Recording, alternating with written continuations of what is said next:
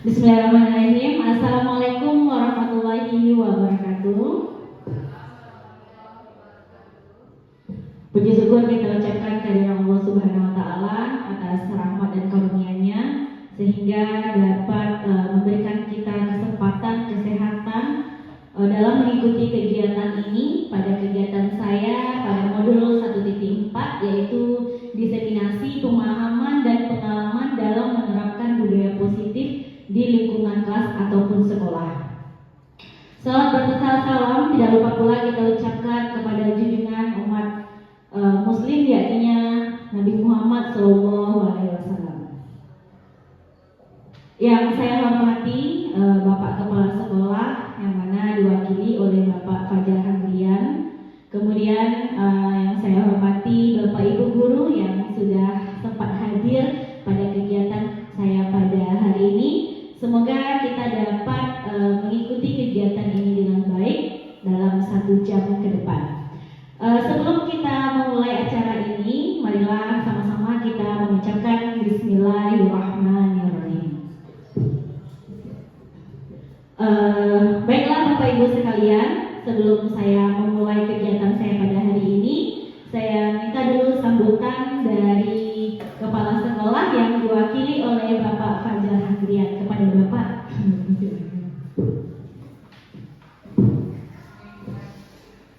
Bismillahirrahmanirrahim. Assalamualaikum warahmatullahi wabarakatuh. Alhamdulillah, alhamdulillah, puji syukur kehadirat Allah Subhanahu wa taala yang mana telah melimpahkan rahmat, nikmat dan serta hidayah kepada kita semua, sehingga kita dapat melaksanakan kegiatan aksi nyata pada pagi hari ini. Dan tak lupa pula salawat berikat salam kita aturkan pula kepada Nabi besar kita yakni Nabi besar Muhammad Sallallahu Alaihi Wasallam yang telah membawa umatnya dari zaman jahiliyah menuju zaman yang penuh ilmu dan pengetahuan yang kita rasakan pada saat ini. Terima kasih Bapak Ibu semua, dan dengan penuh hormat pada Bapak Ibu semua yang telah berkesempatan hadir dalam pelaksanaan aksi nyata IPUTIKA di seminasi pemahaman dan pengalaman dalam menerapkan budaya positif di lingkungan kelas. Semoga kedepannya nanti bisa diterapkan menjadi lebih baik lagi di sekolah kita ini, dan sebagai motivasi bagi rekan-rekan guru yang lain sehingga kita bisa dapat memberikan yang terbaik buat anak-anak kita nantinya. Tetap selalu semangat dalam pelaksanaan aksi nyatanya ini IPUTIKA. Semoga bisa memiliki nilai positif bagi lingkungan kita nantinya. Mungkin hanya itu saja kata sambutan untuk pagi hari ini. Semoga terlaksana dengan baik dan bisa diterapkan di lingkungan kita. Terima kasih. Saya akhiri. Assalamualaikum warahmatullahi wabarakatuh. Baik, terima kasih kita ucapkan kepada Bapak Fajar Handrian. Baiklah Bapak Ibu sekalian, sudah siap untuk mengikuti kegiatan diseminasi pemahaman dan pengalaman dalam menerapkan budaya positif di lingkungan kelas ataupun sekolah kita? Sudah siap? Oke.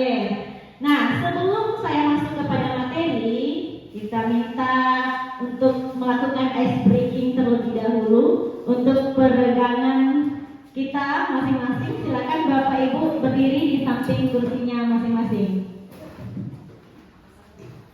Kita ikuti kegiatan ini.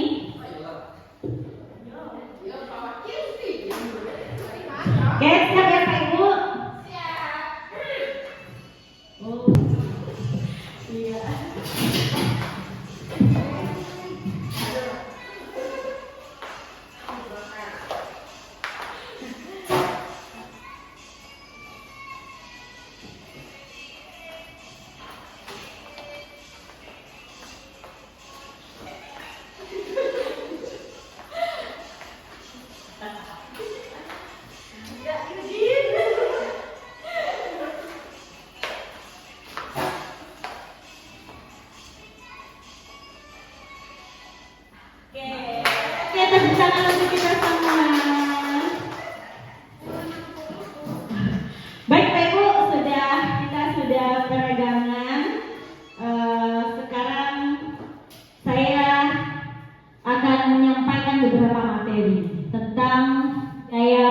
positif.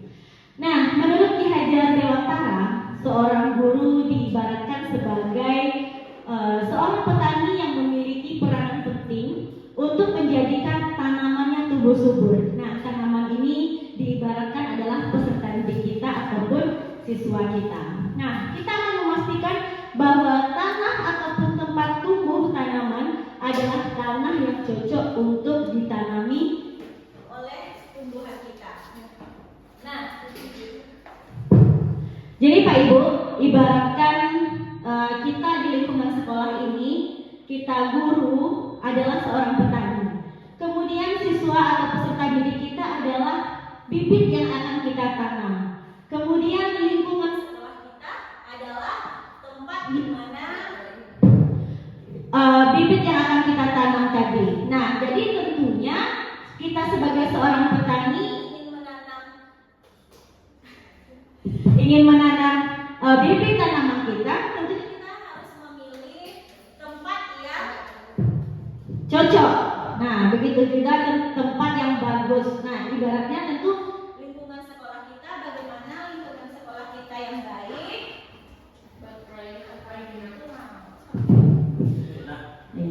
Tolong ya Pak Yudin.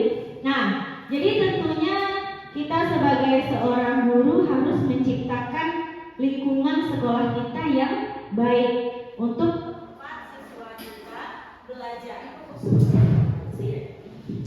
Nah, ini dia sekolah yang diibaratkan sebagai tanah ataupun tempat tanam, sehingga guru perlu mengusahakan agar sekolah menjadi sebuah lingkungan yang menyenangkan, aman, nyaman untuk bertumbuh serta dapat menjaga dan melindungi setiap murid dari hal-hal yang kurang bermanfaat atau bahkan mengganggu perkembangan potensi murid kita. Nah, dengan demikian, salah satu tanggung jawab seorang guru adalah bagaimana menciptakan suatu lingkungan positif yang terdiri dari warga sekolah yang saling mendukung, saling belajar, saling bekerja sama sehingga tercipta kebiasaan-kebiasaan baik. Dari kebiasaan-kebiasaan baik akan tumbuh menjadi karakter-karakter dari kebiasaan-kebiasaan baik yang akan membentuk sebuah budaya yang positif. Nah, itu dia yang dikatakan dengan budaya yang positif. Nah, ini Pak Ibu. Agar terciptanya, tunggu sebentar. Oke. Nah, ini ibaratnya lingkaran yang warna ungu itu adalah peraturan kelas. Nah, peraturan kelas.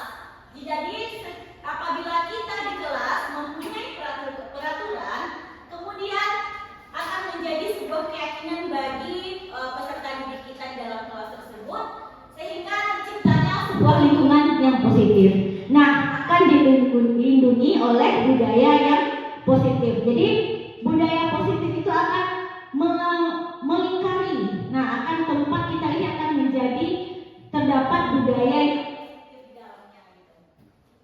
Nah, Pak Ibu, ini merupakan bagian dari disiplin positif. Nanti akan saya jelaskan satu persatu. Nah, sebelumnya saya ingin memberikan sebuah pertanyaan pemantik kepada Bapak Ibu. Setujukah atau tidak setujukah? Yang pertama, hukuman dapat mendisiplinkan anak. Kira-kira menurut Bapak Ibu bagaimana? Setuju atau tidak? Tidak setuju. Kemudian pertanyaan kedua, pemberian hukuman dengan hal positif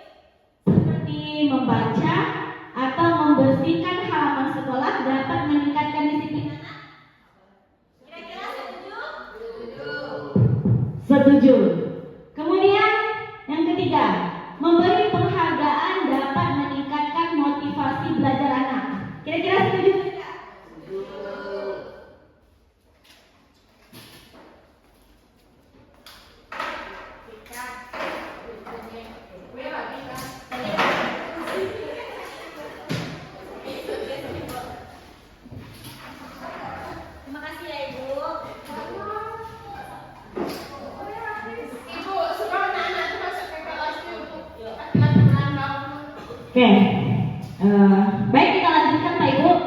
Tentu Bapak Ibu punya alasan tersendiri ya, kenapa setuju atau tidak setuju dengan pertanyaan-pertanyaan pemantik berikut ini. Nah, nanti Bapak Ibu akan melihat kira-kira betul nggak sih apa yang kita setujui selama ini, apa yang kita pahami selama ini tentang budaya positif tadi. Nah, sekarang perubahan paradigma teori kontrol ataupun teori pilihan. Ini menurut William Glasser meluruskan beberapa miskonsepsi tentang makna kontrol.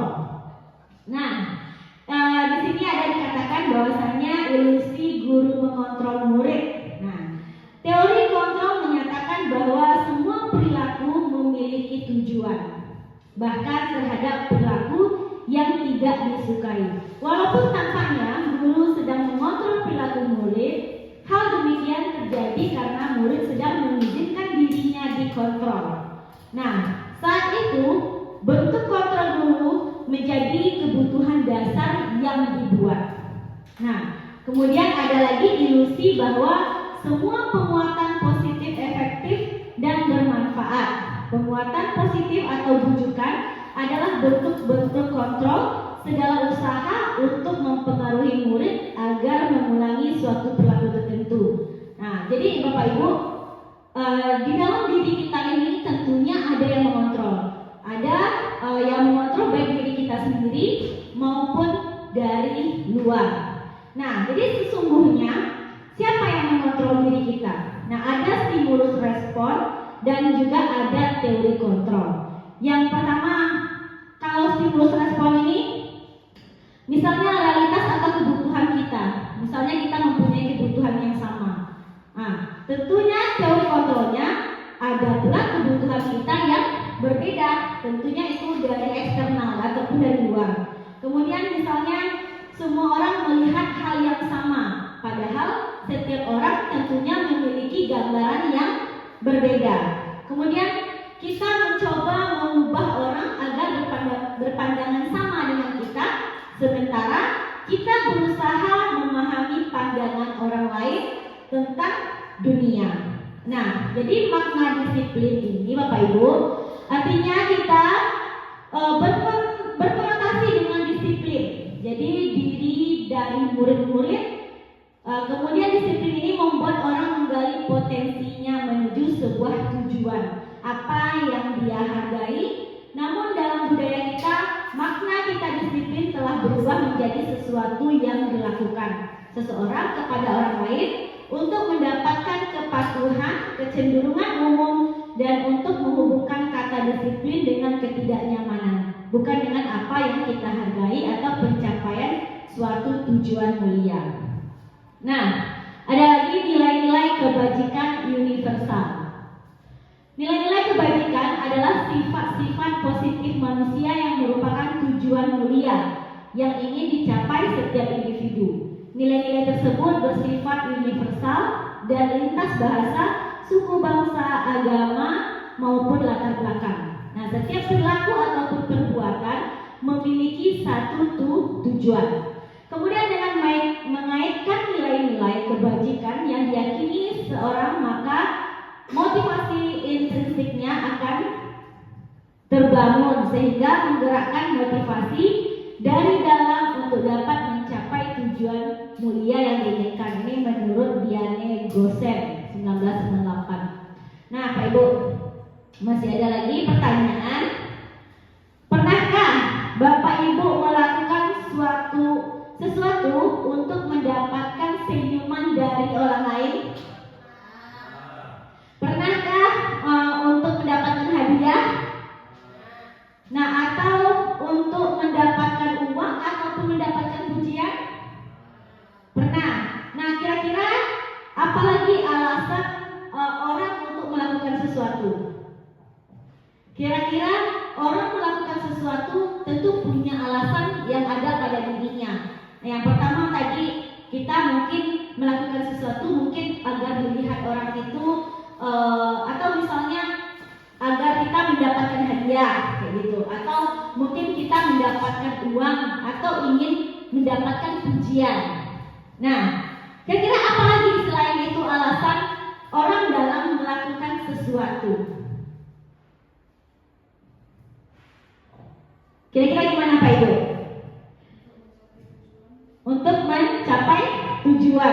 Nah, itu dorongannya itu dari mana? Dari dalam diri kita, apakah dari luar?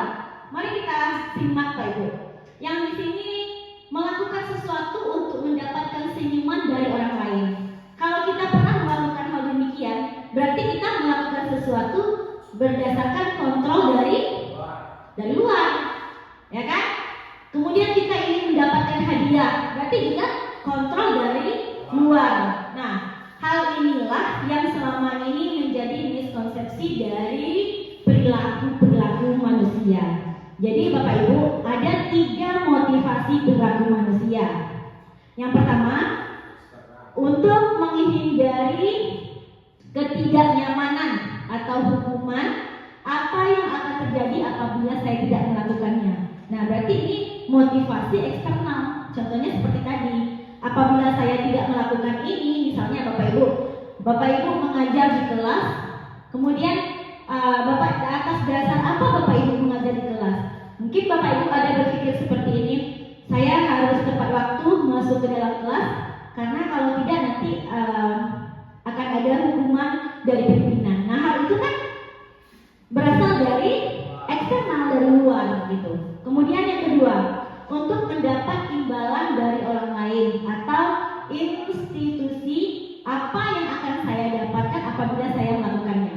Nah, pasti kita sering seperti itu. Mungkin saya harus tepat waktu datang ke sekolah agar saya mendapat pujian dari kepala sekolah. Mungkin ada yang berpikir seperti itu. Nah, itu juga motivasi eksternal. Nah, kita tidak menyadari hal demikian. Nah, ada pertama motivasi internal. Nah, itulah Bapak Ibu yang menjadi tujuan dari disiplin positif kita. Apa itu? Yaitu untuk menghargai diri sendiri. Jadi, saya akan menjadi orang yang seperti apa bila saya melakukannya. Nah, jadi perilaku manusia itu kita bentuk peserta didik kita atas dasar dari motivasi dirinya sendiri. Jadi dia, misalnya siswa kita buat mereka untuk tidak terlambat datang ke sekolah. Nah, tapi itu motivasinya bagaimana caranya kita untuk menetapkan bahwasanya itu adalah motivasi dari dirinya sendiri, bukan paksaan dari kita sebagai seorang guru. Nah, itulah nanti yang akan kita harapkan di lingkungan sekolah kita, Pak Ibu. Jadi, bagaimana motivasi itu ada dari dalam diri kita, dari dalam diri peserta didik kita, sehingga terbentuknya lingkungan yang positif. Nah, ini Bapak Ibu ada lagi hukuman, konsekuensi, dan restitusi. Nah, hukuman ini adalah sesuatu identitas yang gagal yang selama ini kita lakukan kepada murid kita, ya kan? Itu seperti kata Bapak Kiai Hajar Dewantara adalah pendidikan zaman kolonial, yang mana kita hanya selalu menekankan siswa kita, mendisiplinkan siswa kita dengan hukuman, padahal hukuman itu adalah sebuah identitas yang gagal. Nah, sebenarnya identitas yang sukses itu bagaimana? Tentu dengan konsekuensi dan restitusi. Nah, konsekuensi ini tentu sesuatu itu terjadi karena dirinya. Kemudian restitusi itu bagaimana cara memulihkannya. Misalnya apabila ada terjadi perilaku yang negatif kepada murid kita, misalnya kita melakukan sesuatu yang menyakitkan, harus terjadi. Ini harus. Nah, sebenarnya itu kan pada hukuman. Misalnya kita menyuruh siswa kita lari keliling lapangan 100 putaran. Nah, itu kan termasuk kepada sebuah hukuman. Nah, kemudian bagaimana kita bisa menetapkan itu menjadi disiplin positif? Tentu kita harus buat sebuah konsekuensi dan juga restitusi. Nah, bagaimana hal itu terjadi? Datang dari diri siswa kita itu atas kesadaran mereka. Nah, itu Pak Ibu. Kemudian hukuman bersifat tidak terencana atau tiba-tiba. Nah, tidak tahu apa yang akan terjadi dan tidak dilibatkan. Hukuman bersifat satu arah dari pihak guru memberikan dan murid hanya menerima suatu hukuman tanpa melalui suatu kesepakatan atau pengarahan dari pihak guru. Nah itu dia Ibu, hukuman itu datangnya pihaknya itu dari guru saja. Nah jadi tidak datang dari kesadaran siswa. Disiplin dalam bentuk konsekuensi sudah berencana atau sudah disepakati. Nah, sudah dibahas dan disetujui oleh murid dan guru umumnya. Nah, bentuk konsekuensi dibentuk dari pihak guru ataupun sekolah. Jadi Pak Ibu, itu gunanya tadi di dalam pendidikan kita, dalam lingkungan sekolah, kita tentu membuat kesepakatan kelas atau keyakinan kelas. Nah, contohnya seperti ini.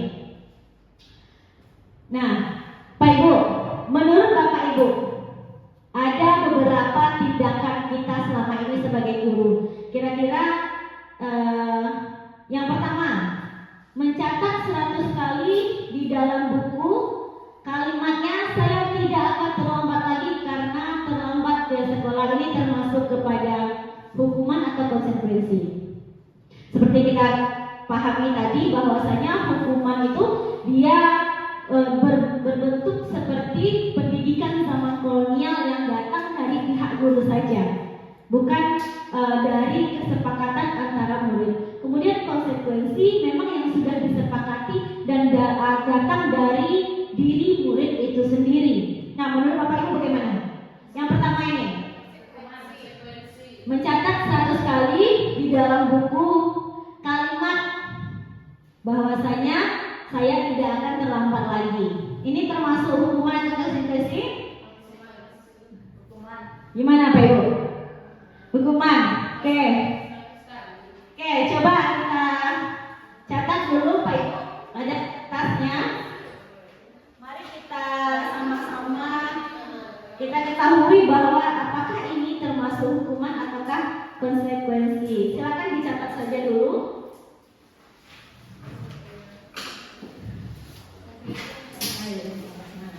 Oke, nanti Bapak Ibu boleh koreksi ya. Ternyata apakah saya salah atau benar selama ini. Yang pertama apa? Silakan Bapak Ibu tulis di kertasnya masing-masing. Kemudian yang kedua, buat saja misalnya satu hukuman atau konsekuensi sesuai dengan hati nurani Bapak Ibu sendiri. Kemudian yang kedua, lari mengelilingi lapangan basket 2 kali karena terlambat hadir di sekolah. Coba, menurut Bapak Ibu, apakah ini hukuman ataukah konsekuensi?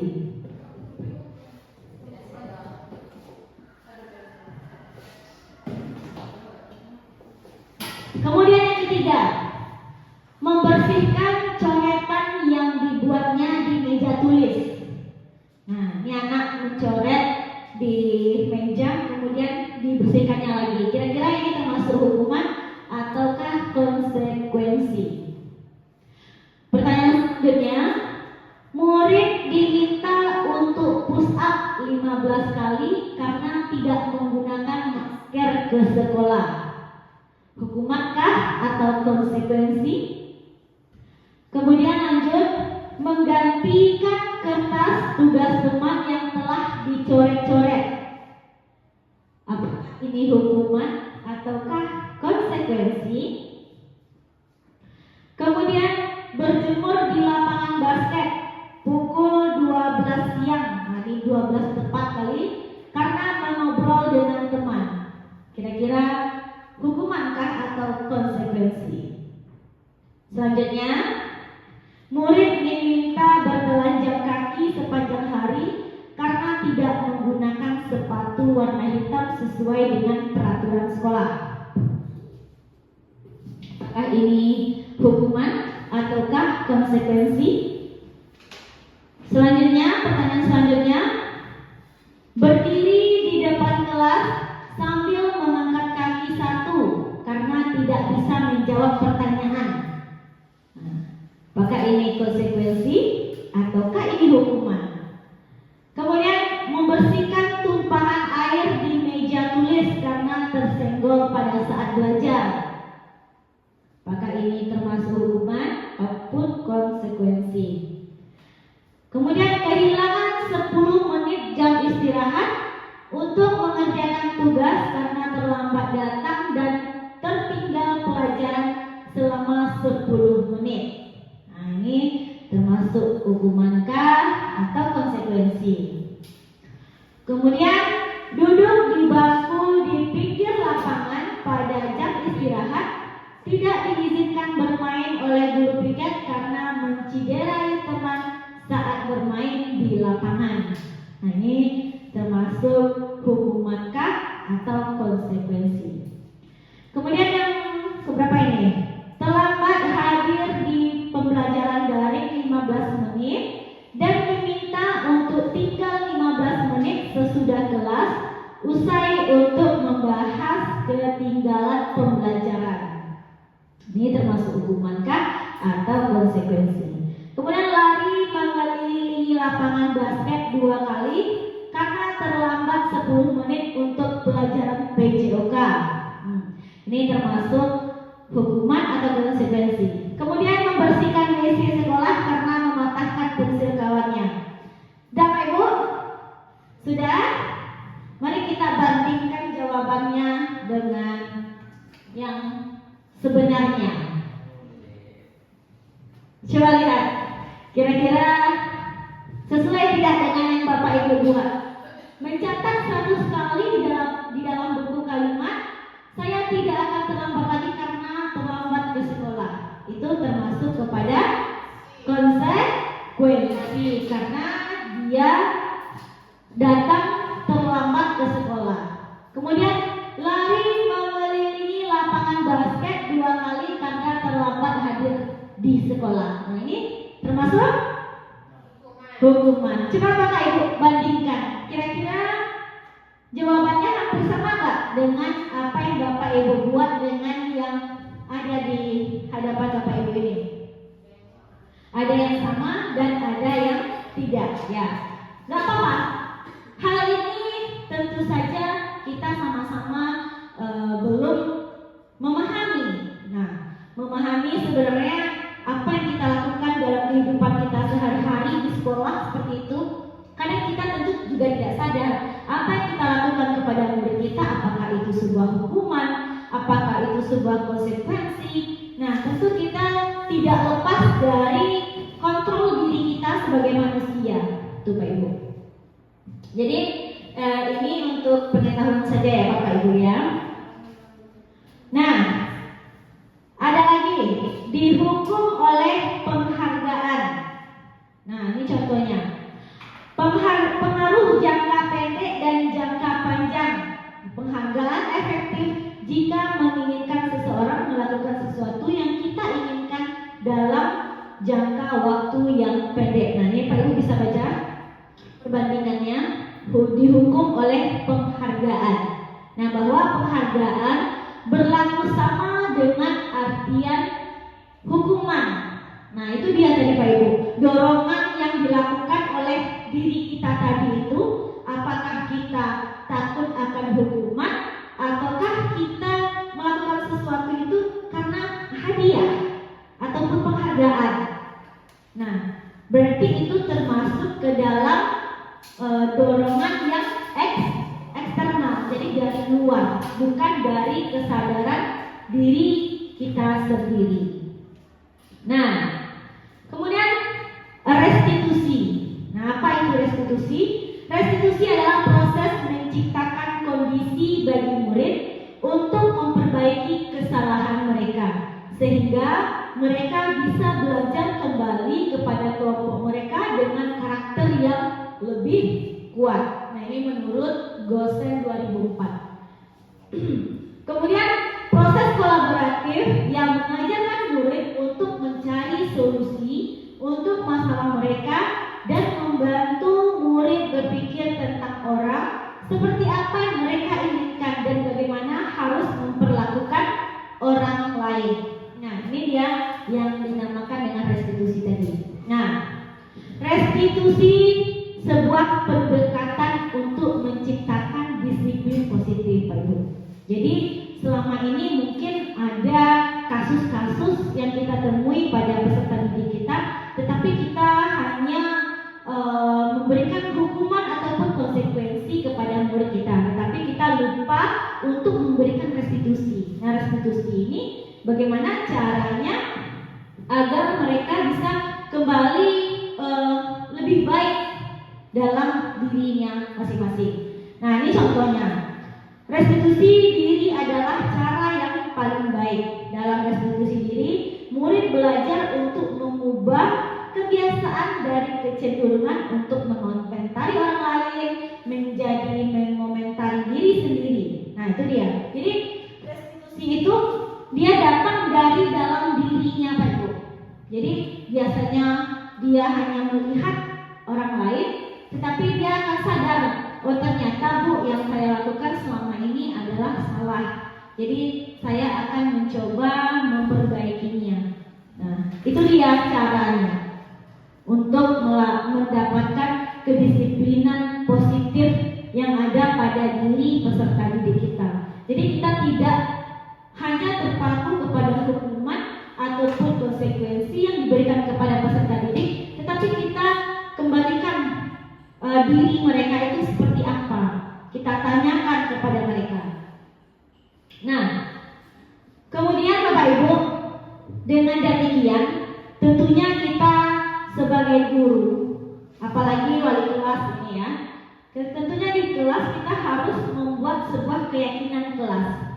Nah, keyakinan kelas, mengapa keyakinan kelas? Mengapa tidak peraturan? Nah, ada beberapa pertanyaan.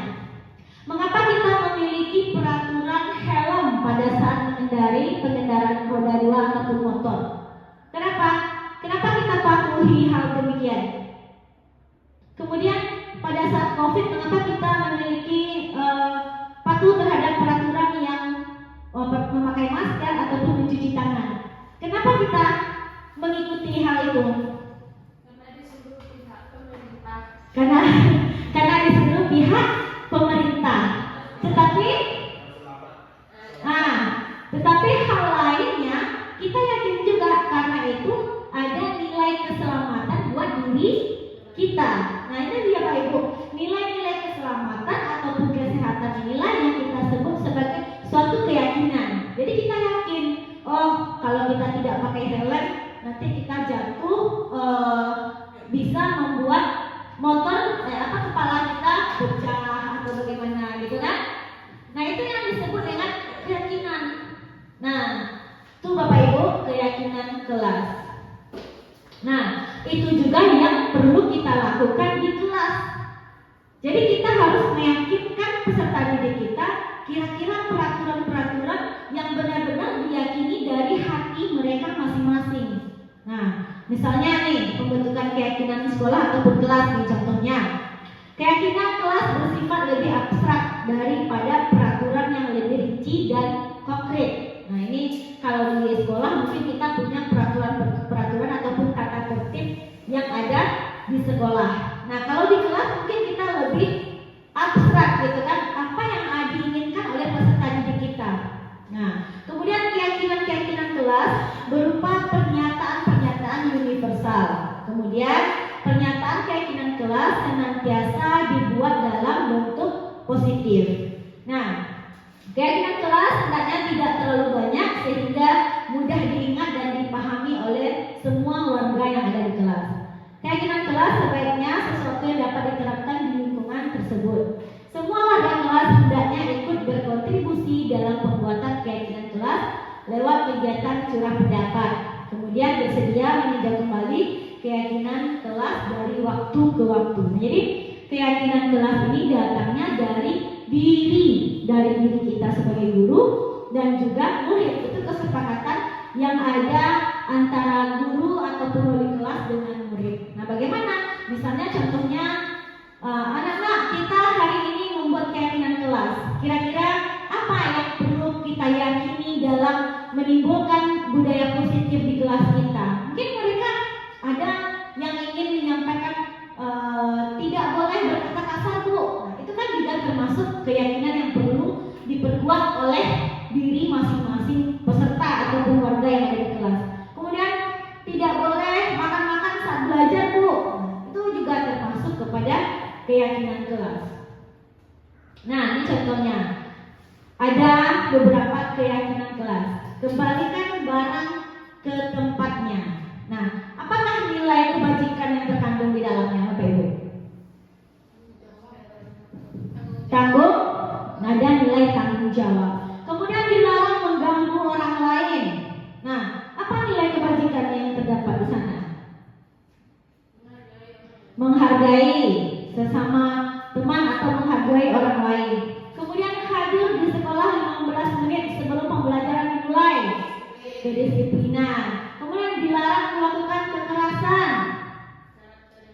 Ya, termasuk kepada karakter. Nah, itu dia. Nih, Bapak Ibu, apabila tertarik ingin melakukan keyakinan kelas, ini ada beberapa prosedur dalam pembentukan keyakinan sekolah ataupun kelas. Silakan nanti ada yang butuh boleh minta kepada saya. Kemudian ada lagi yang terakhir, bukan yang terakhir sih, 5 kebutuhan dasar manusia. Nah, sebenarnya kita sebagai manusia itu punya 5 kebutuhan dasar hidup kita ini. Yang pertama yaitu kebutuhan bertahan hidup, kesehatan, rumah, makan, itu termasuk kepada fisiologis. Kemudian kasih sayang dan rasa diterima. Nah, kebutuhan untuk diterima, kebutuhan akan hubungan koneksi antara sosial ataupun dengan pasangan kita. Kemudian penguasaan, kebutuhan pengakuan atas kemampuan. Nah, ini berhubungan dengan kekuatan pencapaian sesuatu atau menjadi kompeten atau ingin menguasai atau ingin mencapai sesuatu. Nah, itu adalah penguasaan. Kemudian kebebasan. Nah, bebas, kebutuhan akan pilihan. Kita bebas menginginkan pilihan kita. Apa yang ingin kita pilih. Kemudian yang terakhir ada kesenangan, kebutuhan untuk merasa senang, bermain, kesenangan ataupun tertawa atau hal-hal yang kita sukai. Nah, itu sebenarnya 5 dasar kebutuhan dari manusia. Nah, ini Bapak Ibu tadi yang saya maksud kontrol dari luar itu merupakan identitas yang gagal. Nah, identitas yang gagal ke identitas yang berhasil, itu dia tadi restitusi tadi. Nah, bagaimana kemudian dapat kita mendapatkan kontrol diri kita itu tentunya dengan cara menghargai diri sendiri. Nah, kita sebagai guru tentu saja ada 5 posisi kontrol yang kita miliki, Pak Ibu. Yang pertama yaitu penghukum, kemudian pembuat rasa bersalah, kemudian ada posisi teman, ada posisi pemantau, dan ada posisi manajer. Nah, apa contohnya sebagai posisi penghukum? Ini biasanya tuh yang di bawah itu, Pak Ibu, menghardik, menunjuk, menyakiti, menyindir. Nah, itu adalah contoh-contoh dari kebiasaan kita. Nah, mungkin ada Bapak Ibu pernah melakukan hal yang demikian, berarti kita sekarang sadari bahwasanya itu adalah hukuman. Kemudian pembuat rasa bersalah. Nah, kemudian berceramah dan mengadakan seharusnya kamu seperti ini. Nah, ibu kecewa kamu. Itu adalah kalimat-kalimat kita sebagai guru pembuat rasa bersalah kepada murid kita. Kemudian ada lagi sebagai teman. Nah, ayolah lakukan ini demi ibu. Masa kamu tidak mau melakukannya? Nah, mungkin pernah kita melakukan hal demikian ya, Pak Ibu. Kemudian ada lagi sebagai pemantau. Nah, kita menghitung, mengukur, mengevaluasi hasil-hasil dari kegiatan murid kita. Ada lagi yang terakhir manajer, yaitu mengajukan pertanyaan. Nah, menguatkan pribadi, kemudian kita mengevaluasi diri bagaimana caranya untuk memperbaiki diri. Nah, ini adalah posisi kontrol sebagai manajer. Nah, ini contohnya 5 posisi kontrol. Saya kecewa sekali dengan kamu. Nah, ini kita tentu sebagai pembuat orang merasa bersalah. Nah, kamu tidak pernah benar melakukannya. Nah, itu kan kita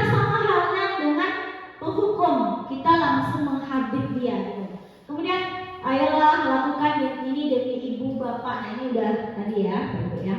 Nah, ini dia segitiga restitusi. Nah, segitiga restitusi ini didefinisikan sebagai suatu proses dialog yang dijalankan oleh guru ataupun orang tua agar menghasilkan murid yang mandiri dan bertanggung jawab. Kemudian dalam proses penerapan segitiga restitusi ini, guru harus menjalankan dan menempatkan dirinya pada posisi manajer. Guru harus dengan bijak mengatasi masalah dengan mengembalikan tanggung jawab pada murid untuk mencari jalan keluar permasalahannya dengan bimbingan guru. Nah, itu dia perlunya segitiga restitusi dalam menyelesaikan sebuah permasalahan. Ada tiga juga Bapak Ibu. Yang pertama yaitu menstabilkan identitas. Nah, menstabilkan identitas, kita semua akan melakukan hal yang terbaik yang bisa kita lakukan. Kita stabilkan identitas siswa kita. Kemudian yang kedua langkahnya validasi tindakan yang salah. Nah, tentunya semua alasan, semua perilaku yang dimiliki oleh manusia tentu sudah punya alasan, ya. Apa yang dilakukan oleh siswa kita tadi tentu ada alasannya. Kemudian yang ketiga menanyakan keyakinan. Nah, keyakinan itu datang dari motivasi internal tadi Pak Ibu. Nah, ini tahap-tahapnya. Oke. Sebagai yang terakhir,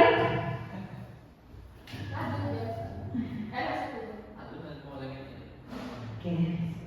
Nah, Pak Ibu silakan lihat ini dulu. Ini adalah salah satu video dalam tugas koneksi antar materi saya. Kasus yang pertama, Isra tidak terima difitnah menggunakan uang kas untuk kebutuhan pribadinya. Ia marah kepada teman sekelas dengan berkata kasar hingga memukul meja. Nah, ada tahapan yang saya lakukan yaitu seperti ini ya Bapak Ibu.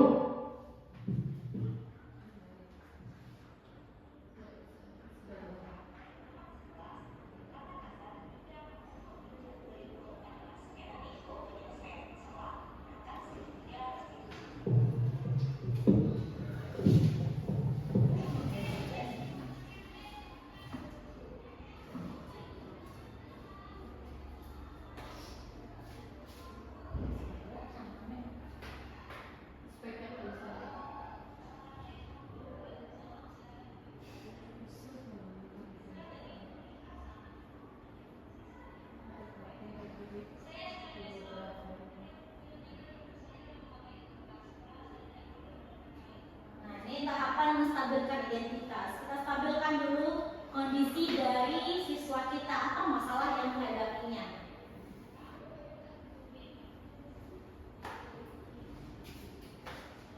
Nah, mungkin contohnya Pak Ibu, mungkin tidak terdengar ya.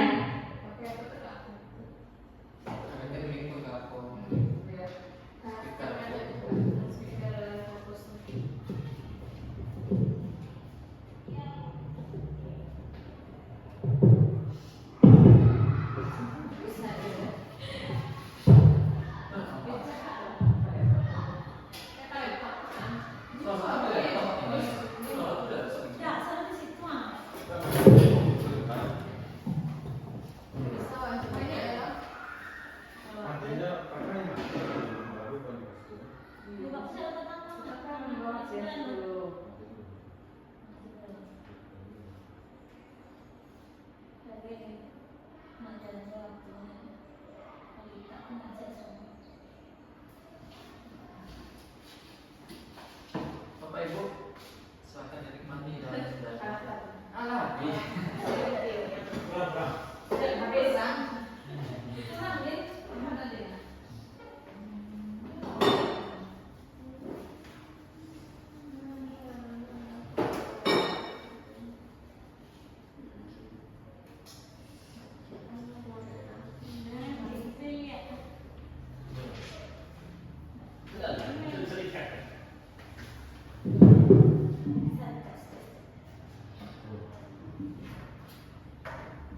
Oke, mungkin saya jelaskan secara lisan saja ya Pak Ibu. Jadi dari kasus itu yang pertama Mungkin sembari Pak Ivan memperbaiki, saya jelaskan saja dari video saya tadi. Ada peserta didik saya bernama Isra. Dia adalah bendahara. Ya, dia adalah bendahara kelas. Kemudian dia mendengar ada teman-temannya berkata, kamu gunakan uang kas untuk jajan atau untuk keperluan pribadi, misalnya seperti itu. Nah, terus dia merasa marah dan emosi sehingga dia sampai memukul meja dan berkata kasar kepada teman-teman, semua nggak punya otak, asal ngomong aja, kalian mungkin seperti itu. Nah, tentu kita sebagai guru, bagaimana hal tersebut dapat kita selesaikan permasalahan tersebut dengan segitiga restitusi? Yang pertama tentu tahapnya yaitu menstabilkan identitas. Kita stabilkan dulu, kita tanya kira-kira dia emosinya kenapa dia bisa marah sampai membentak meja, berkata kasar. Kita tanya alasannya. Dia berkata, saya marah Bu karena teman-teman bilang saya menggunakan uang kas untuk kebutuhan pribadi. Nah, bagaimana cara kita menstabilkannya? Tentu kita bawakan diri kita sebagai orang biasa. Oh iya, apabila ibu ada di posisi kamu, mungkin ibu juga akan merasa marah apabila ibu dituduh mengambil uang kas atau menggunakan uang kas yang tidak seperti itu, gitu. Nah, itu membuat dia punya alasan dalam melakukan tindakannya. Kemudian tentunya kita validasi tindakannya yang salah. Contohnya, apa tindakannya yang salah? Yaitu memukul meja dan berkata kasar. Nah, hal demikian adalah sebuah tindakan yang salah. Nah, sementara kita punya keyakinan kelas bahwasanya apa keyakinan kelas kita? Tidak boleh berkata kasar ataupun melukai orang lain. Nah, seperti itu. Jadi Pak Ibu, tentu kita punya tahapan untuk menyelesaikan permasalahan-permasalahan. Kemudian ada kasus saya yang kedua, siswa saya, si Ismi namanya, dia tertidur saat jam pelajaran. Nah, kenapa dia tertidur? Ternyata saya tanya, dia menonton sampai larut malam. Nah, hal tersebut tentu kita validasikan dulu. Oh, menonton adalah hal yang menyenangkan. Ibu juga suka menonton. Tetapi menonton hingga larut malam akan menyebabkan kita mengantuk pada saat pembelajaran. Nah, kita datangkan konsekuensi tersebut pada diri peserta didik kita sehingga mereka sadar akan kesalahan-kesalahan yang mereka lakukan. Seperti itu Pak Ibu. Jadi itulah dia beberapa budaya positif yang patut kita tanamkan di sekolah kita. Bagaimana caranya kita untuk meyakinkan kelas kita budaya positif yang ada di sekolah kita, menciptakan hal-hal yang positif di sekolah kita. Seperti itu Pak Ibu. Oke, mungkin ada yang ingin bertanya, Pak Ibu, silahkan. Ada yang ingin bertanya seputar budaya positif?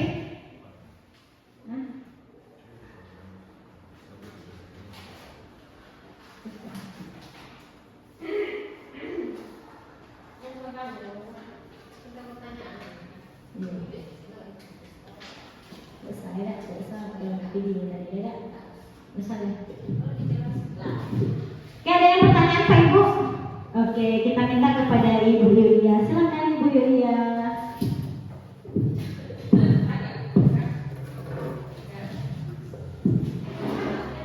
Terima kasih Ibu Tika atas waktunya. Penjelasan Ibu Tika tadi sangat bermanfaat untuk kami karena ini menyangkut tentang permasalahan di sekolah kita juga.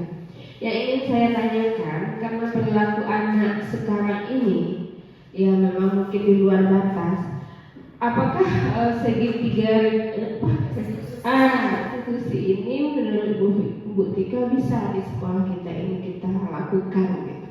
Apakah bisa dengan cara-cara yang seperti itu? Kalau tidak bisa dengan cara yang seperti itu, apa tindakan yang lagi yang harus kita lakukan? Mungkin itu saja. Terima kasih.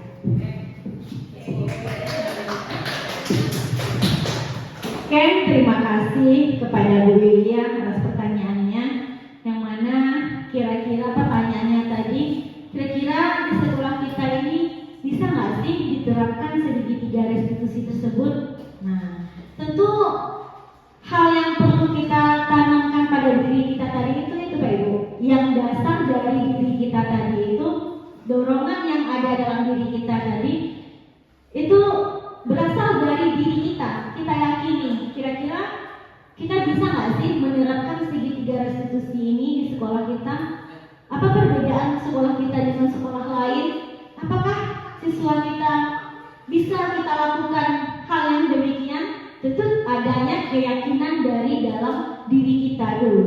Nah, kemudian yang paling utama sekali kita lakukan tentunya berkolaborasi. Berkolaborasi dengan seluruh stakeholder yang ada di sekolah kita, baik itu rekan guru, kepala sekolah, dan juga jangan lupa kita melibatkan orang tua. Orang tua adalah pemangku penting juga dalam pendidikan ya Pak Ibu. Jadi dalam pendidikan ini bukan berarti kita dan kepala sekolah saja, tetapi orang tua juga harus terlibat dalam hal demikian gitu. Apabila kita bisa mengajak orang tua, apabila kita bisa berkolaborasi bersama, insya Allah mungkin bisa kita lakukan ya Pak Ibu ya. Tapi kalau tidak bagaimana? Ya, kalau tidak bagaimana? Tentunya kita akan cari lagi bersama-sama bagaimana caranya agar permasalahan yang kita hadapi di sekolah ini dapat kita selesaikan. Itu gunanya kita punya komunitas praktisi yang ada di sekolah kita. Jadi tentu kita harus selalu aktifkan dan komunitas praktisi kita di sekolah, misalnya dalam 1 bulan sekali ataupun 2 kali dalam semester, 1 semester seperti itu. Tentu adanya kerjasama kita Pak Ibu. Ya, mungkin itu saja jawaban dari saya. Ada lagi pertanyaan Pak Ibu? Oke, Bu Intan, silahkan.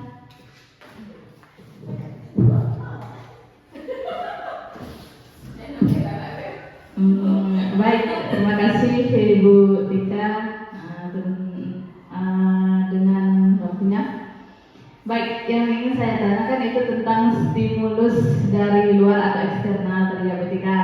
Kemudian dari diri kita sendiri. Nah, yang ingin saya tanyakan, apa saja tips-tips yang kita lakukan agar kesadaran itu benar-benar timbul dari dalam diri siswa tersebut sehingga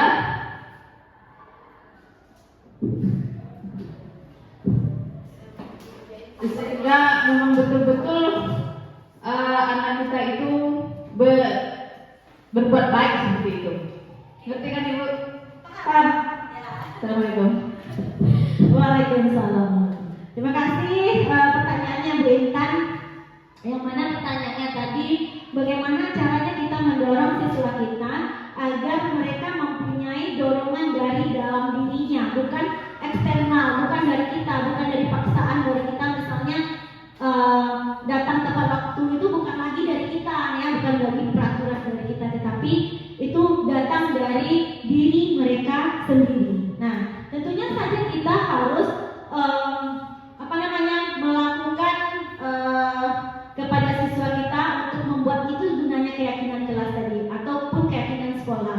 Jadi itu kita kumpulkan siswa kita tanya kepada mereka kira-kira apa yang patut mereka yakini ataupun kebajikan-kebajikan apa yang perlu mereka lakukan agar diri mereka itu bisa menjadi lebih baik gitu. Misal itu kita tanyakan datangnya dari diri mereka, bukan dari diri kita.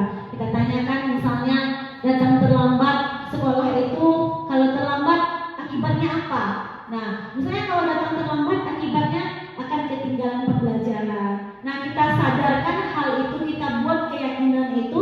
Ada tadi beberapa prosedur dalam membuat keyakinan kelas atau sekolah. Nanti dapat Bu Intan lihat di PowerPoint saya bagaimana cara-caranya. Nanti kan kita lakukan bersama-sama. Kira-kira bagaimana cara untuk membuat keyakinan kelas atau sekolah itu kepada peserta didik kita, gitu. Biar mereka datang dari dalam diri mereka lagi, gitu, bukan dari orang lain ataupun kita sebagai guru. Semoga nanti kita sama-sama bisa memberikan keyakinan dari diri siswa kita untuk hal-hal yang baik dapat dilakukan di sekolah. Oke Pak Ibu, mungkin cukup demikian kegiatan kita hari ini. Saya ucapkan banyak terima kasih atas perhatian Bapak Ibu. Semoga bermanfaat apa yang saya sampaikan dan dapat menjadi motivasi kita semua dalam melakukan kegiatan-kegiatan yang positif di lingkungan sekolah kita untuk kedepannya. Terima kasih, mohon maaf akhir kata saya ucapkan